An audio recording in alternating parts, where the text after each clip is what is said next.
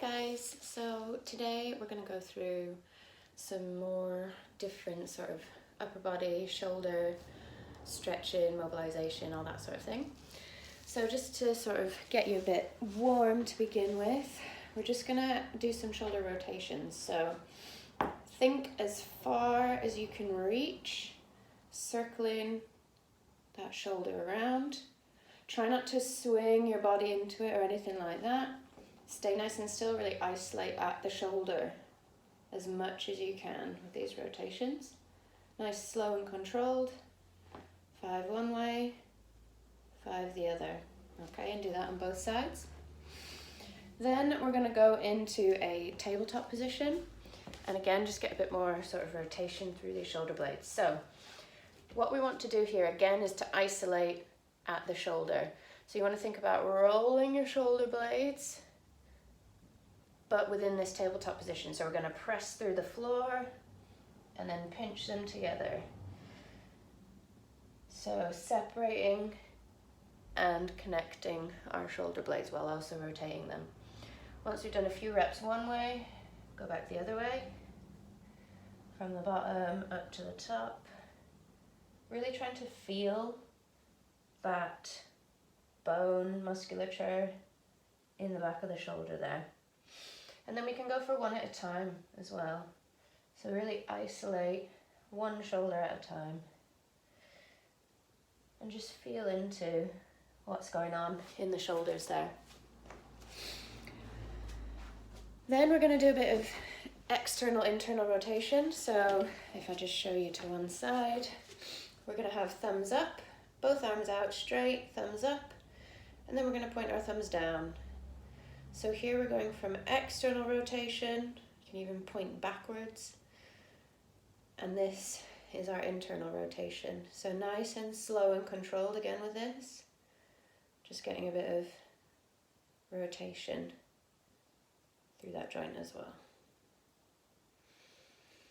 Noticing if you feel any tightness or impingements or pain. Obviously don't go through pain.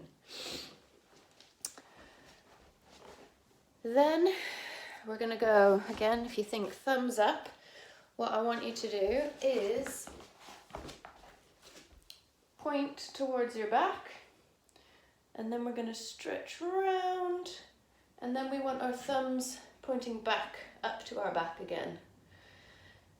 So similar sort of thing, we're pressing down, all of this super active, really think about stretching up as high as you can, and then pointing back up. Okay, so similar to a sort of Y to handcuff position, okay, except we're going all the way around at the top. I'm gonna go for just 5 or so of those, although if you feel with any of these exercises that you'd like to do more, please do feel free to do more or do another set. Then we're going to go for a bit of a lying sort of stretch. I'll just move my camera down so you can see me. So here, if I just go for my left arm, I want to be lying my body weight on my left arm. If you want to stretch that left leg out back so that you're sort of on that hip, you can always raise this right leg just to make it a bit easier to sort of press yourself over. So you want to find the right position for this stretch. Have a little play around with it. So shift that weight back and forth, and you will find a point at which you feel a nice stretch there, and you can play around with the angle of this arm as well. Ooh, there we go. And then once you've done about sort of 10 back and forth here, you can just allow that weight to rest over to that side and try to relax into that stretch. And you can stay there for sort of 30 seconds or so.